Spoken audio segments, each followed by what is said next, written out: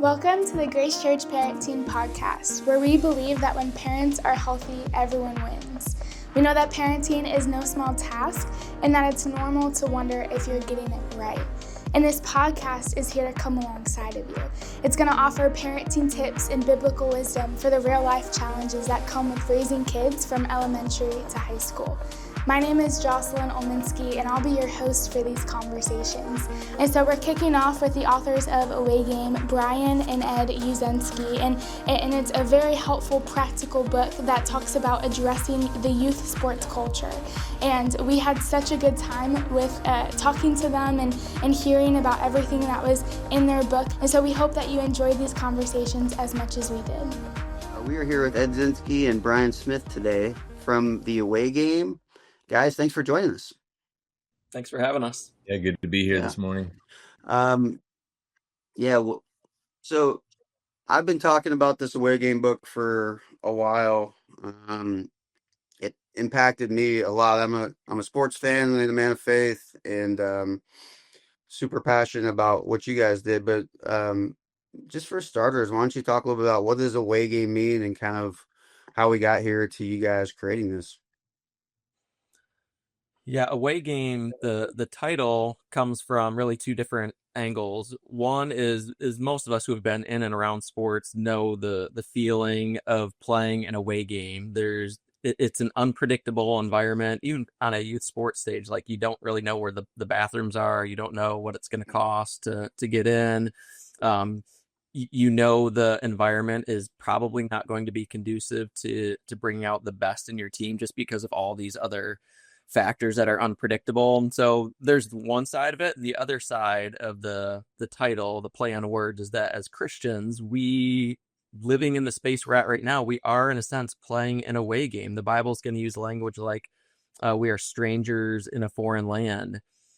And so the biblical character we're trying to model this book after is actually Daniel, who was in Babylon in an environment that was really quite anti-God. And so he did not just huddle up and separate from culture. He did not try to escape, but he found out, what does it actually look like for me to rally around with a group of core friends and live faithfully within a system that really is anti-God? And that's what we're trying to do in the book and through the title Away Games. We're saying there's actually a way forward where we can live in the youth sports space in a way that honors God without forming our own holy huddles, but also without completely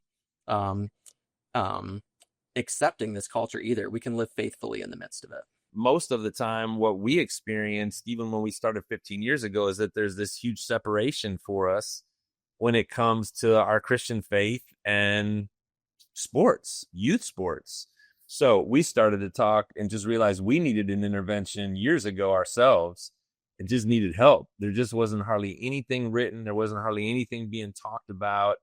And we said, well, gosh, this is our vocational world. This is what we do in ministry with older kids. What would it look like for us to try to help ourselves as parents on the youth sports level? And that's what gave birth to the book. We really started writing it a long time ago, just in our with each other, and then finally put it down to print a year ago. Living it for 15 years and then finally writing it. Right. Yeah, I think that's helpful, like that metaphor itself, to reframe parenting, because sports is not like the enemy. Sports is just like any other worldly system that our kids are experiencing and having to navigate. And so it just allows parents to know the game that they're actually playing on. And you talked about how even the book the idea is that it's similar to Daniel and how he lived in Babylon, and the culture had its own demands and its own pressures. My question would be, what are those like pressures and expectations and demands that kids in sports feel today that might be contradicting to a biblical idea, or like even what a Christian family would be structured like? What's happened in the last 2 decades has just taken it completely in a different direction from what it was. So it used to be primarily about play, youth sports were, and now it really is mostly about performance and winning and trying to kind of go up this ladder right from 5-6 years old on. used to be really kid-centered, and now it's really more adult and coach and parent-centered in different ways. It used to be affordable for everybody. Youth sports was. It's increasingly becoming a luxury. It's expensive to try to step into youth sports in ways that were just never heard of before 20 years ago. It used to be entirely local, where you were just playing against other kids in the surrounding area, and now it's almost always intrastate. You're going across state lines to go play. I have examples, recent examples of friends and family to play youth sports. And then, of course, where you would play baseball for 6 weeks in a structured way, and then the rest of the time you were playing home run or strikeout, at a local school on the parking lot. And now it's literally year round. As early as possible, we're being to specialize in one sport, so it dominates 12 months of the year. That's all really new, and it creates an incredible amount of pressure for all of us. Saying whether that's good or bad, it just is. Like you just said, Jocelyn, this is just the playing field that we're all dealing with, and it's very stressful and creates anxiety and forces us to have to make lots of choices. So that's just on a macro level. Brian, how to that? The latest statistic is 70% of kids are quitting by the age of 13. So sports were made to be fun. They're made to be this environment where kids can enjoy and play and be social with other kids. But we've as adults turned this into a system that's trying to really become a means to an end instead of just an end in and of itself. And I think that's the tragic irony of what youth sports has become, is we've tried to turn it into something really that it shouldn't be. It should just be a place where our kids are enjoying it, playing it, and learning about themselves, not necessarily trying to get the college scholarship or even a spot on the high school team. The system we've created is almost guaranteeing that they're going to quit before they even get to high school. Yeah, I just want to say, I know 'cause people are probably listening to this thinking like, what do you do? The reason why I love the book and I love all that we just laid out here is that everything that inspires me after reading this and all these discussions I've especially had these last few years is the opportunity is not about stopping the train of travel sports, right? I keep saying it's not stopping the train, it's jumping on the train and just maybe guiding it to new cool places that maybe we haven't gone before. I hope people listening take this as like inspiration, that everybody in this travel sports world are not trying to manipulate anything. You guys do a great job in the book of saying that. Like, we're just trying to say, like, how do we get back to coming alongside these kids and making sure that we're getting a chance to lead them and that we can creatively come alongside it. Like you said, I believe the church has a role in this, that there is room for this middle ground of sports. It's not just the very, very beginning part or this traveling multi-state, as Ed was saying. There's this opportunity to do more and more high level fun sport that still just plays your local areas around you, and I feel like my hope and dream is that the church and local communities can kind of come alongside that and bring back that middle ground so kids are not quitting at 13, because what's happening, like you guys know, that's not even maybe because you want to, but if I can't make the middle school team, then I'm kind of done because there's not this middle ground. I can't keep playing basketball. I can't keep playing baseball. If I'm gonna make the team, I gotta hurry up and go find another sport like musical chairs. And if we can create more of a fun middle ground where I can keep playing a sport I love, even if I don't make the team, that's an option. And maybe if I don't make the team in 7th grade, I can make it in 9th grade because I got to keep playing it and I grew and I did whatever. So that's what gets me excited, is that how do we kind of guide this train to cool and new places that maybe it's not going now. Two different conversations. Two different conversations where reform needs to happen. One, like you said, Mark, somebody needs to be responsible to say, how do we create new and different opportunities for youth to happen? where you have to get on that speeding train that you just described, Mark, that middle ground that you talked about. And some people are doing that. I know the organizations like FCA are trying to start local leagues, and there are administrators and entrepreneurs figure out how do we create more opportunities. But another level of reform that all of us need to be involved in starts with me. I need to change as a parent. That's maybe one of the harder changes to have to face. I need to change what my expectations are. I need to get some spiritual smelling salts that kind of snap me out of the stupor of just going along with what the system is offering, and recognize that I can actually play a role, whether I'm in a rec league or I'm in a international traveling league. Who am I with my child in the midst of that? And what am I doing with him or her in the midst of the youth sport experience? And again, we can talk more about that as it unfolds. Brian, what were you getting ready to say? I was going to say, yeah, in response to Mark, the Christian faith actually provides a lot of the answers that we're looking for. It's really easy to spiral and get frustrated with the youth sport industrial complex as it is, and wondering like, man, what can we do to change it or to live faithfully in this moment? And the Christian faith actually gives us some really accessible answers. It allows us to uphold a high value of play, as we recognize that play actually comes from a God who delights in it and designed us to play.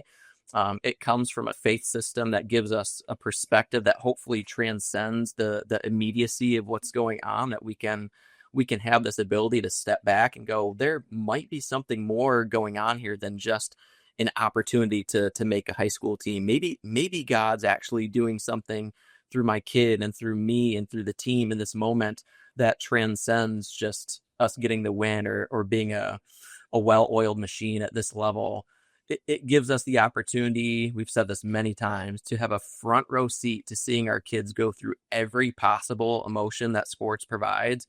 And then we, as the people that help shape their character, we get to step back and go, man, God, how can I take what I just saw in practice or in the game and ask a good question around that, or turn this into a teaching opportunity so that what's actually happening in the game is really turning out to develop their character in a way, if they did not play, this would not be developed. And so this is the thing that gets us excited, is that our faith actually provides us answers where we don't need to just throw the youth sports industrial complex completely out.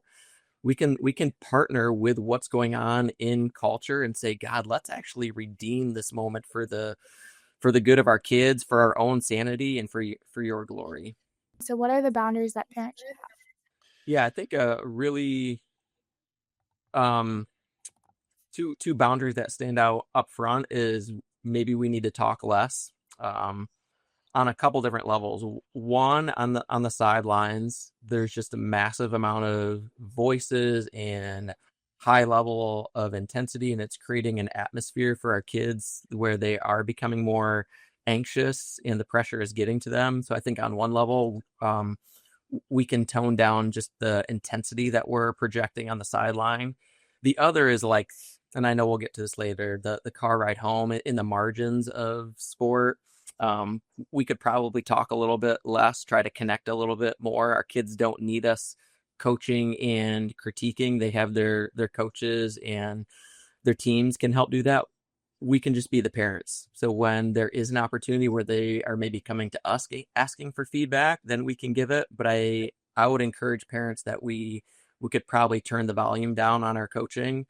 And then another really tangible one that we could do differently is we could spend less money. And I know that may trigger some people, but there's increasing amount of studies showing that the more money we spend in youth sports, the less our kids are actually enjoying it, just because of all the pressure that comes with the $600 bat and the traveling across state line and the being on the elite team.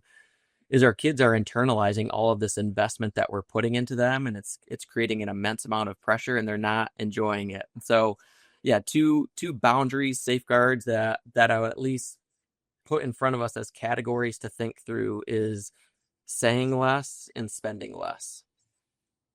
Yeah, and again, and I love that. I love those answers on the ground when actual competing is happening. And again, maybe I want to go back up to a higher level, because Jocelyn, you said that sports is all consuming, and that it just kind of takes over. And I want to give myself permission and other adults permission to say no to that. It doesn't have to become all consuming. I actually can say we're not going to go to these practices on Wednesday night if that's when our church is meeting, or if there's a small group time that's during the week at some point.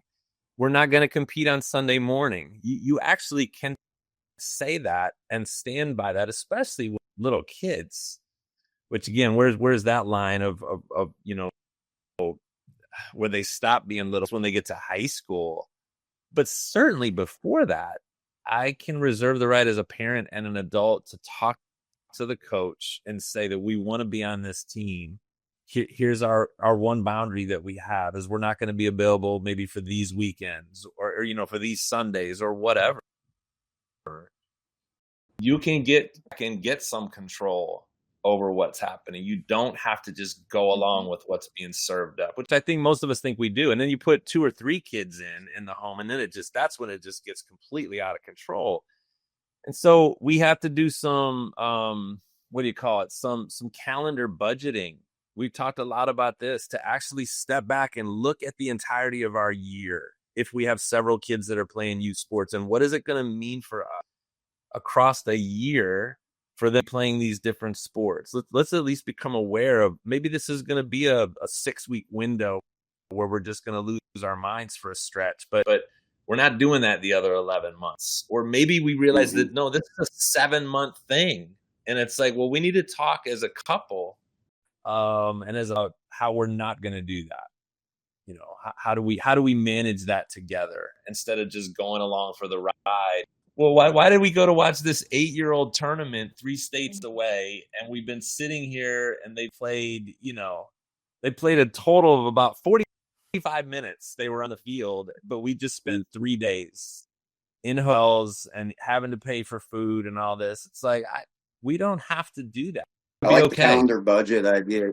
The calendar budget idea, Ed's I love that term too. I think that I think what I keep hearing is just it is a family decision, just like anything else. So again, there's plenty of people listening right now. Like, kids love sports, or some of your kids are amazing at sports. Like, this is what they want to do. It's just in these calendar budgets and even the financial conversations. Brian said that I've had many conversations in the lobby of talking to parents where they get caught up and we spent X amount, so you got to play this week. Like, you don't mean to. It just comes out. It happens to the best of the best parents. But we sometimes can project this calendar time and the financial stuff we spend on the kids, and so now it continues to kind of like Legos compound themselves in terms of stress and pressure versus, like, I'm playing, I do love it, but it's because I get to play with Billy and friends, not because we spent X amount or because we did X. So I love that idea. It's just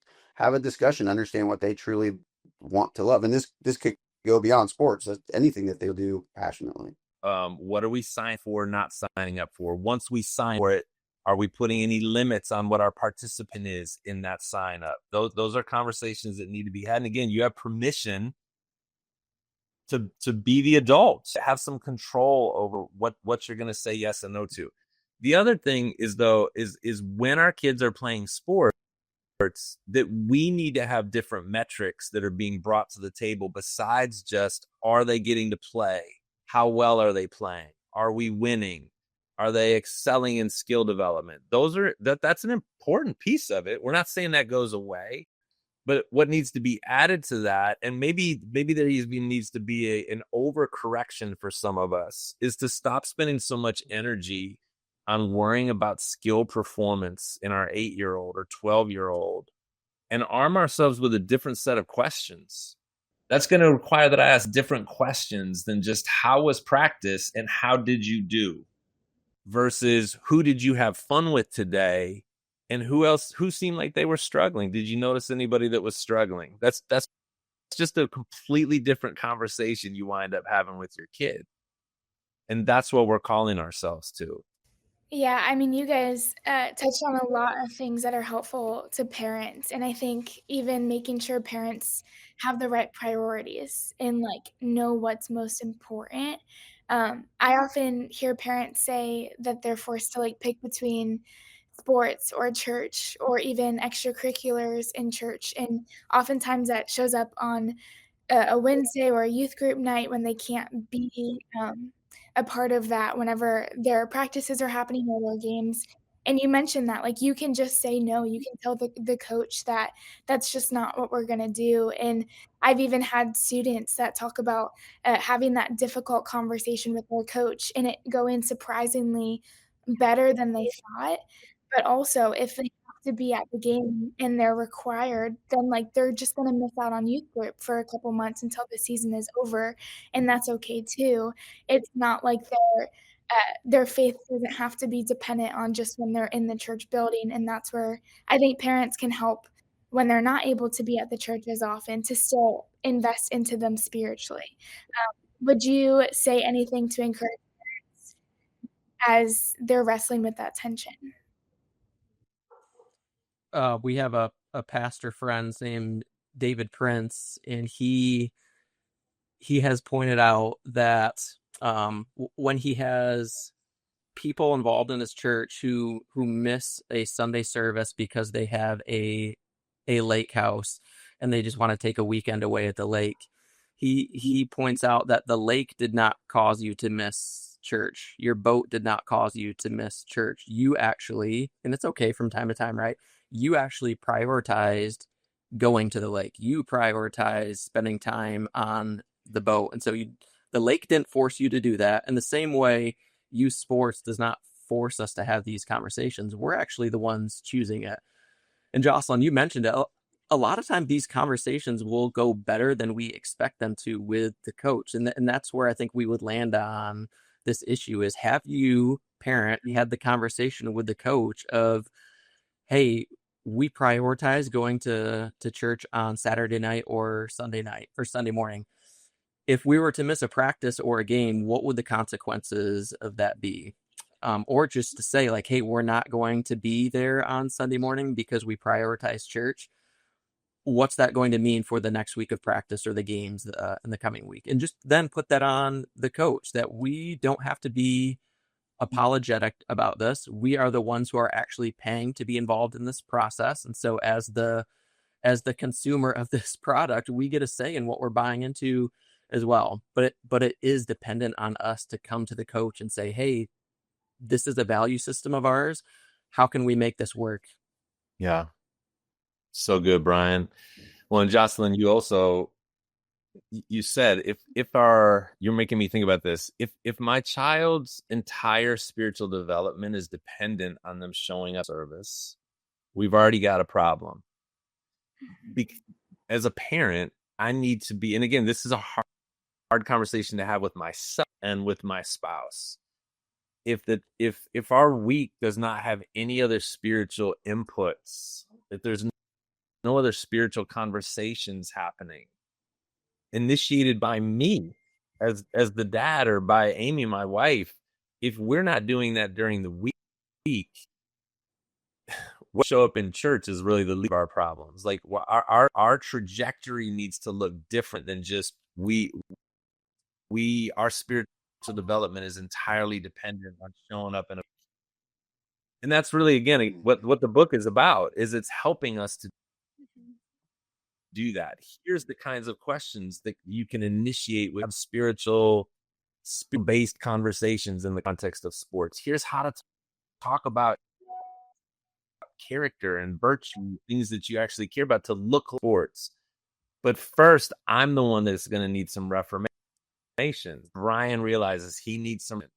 I need to change the way I'm thinking about this whole thing and what my role is in it, and not just expect that the church is going to be the spiritual leader and the whole youth sports thing is just getting in the way of that. I'm getting super passionate about this because thinking about it, it is a three-legged stool, right? And so like that becomes super clear as we're all talking. Like there's the coach, there's the parent, there's the church. all of that plays a role in it. So it's if all the church is doing is saying, well, you don't show up on Wednesday nights, you're not taking your faith to heart, then that's us to not give them up or other ways to pour into their faith. If the parents are saying that's the only way, and I will say from a coach's perspective, if parents aren't speaking up to these things and asking for it, they only know what they know. Those coaches are going to treat things the exact same way that were treated maybe as a kid, or their kid was treated by another coach, right? So like if we're quietly grumbling about it, but we're not coming to the coach saying we are super excited for this team, but here's these couple things that are important to us or whatnot, then how are we expecting the coach to know it? So I think it's what's exciting and fun for me is like this is all about all these parts thinking together. We hope that you enjoyed that first conversation with Brian and Ed, and that we should prioritize character over achievement, over skill, over performance, and that is the highest priority. And so we hope that you enjoyed listening. We pray that it would be a helpful resource to you, and so thanks for checking it out.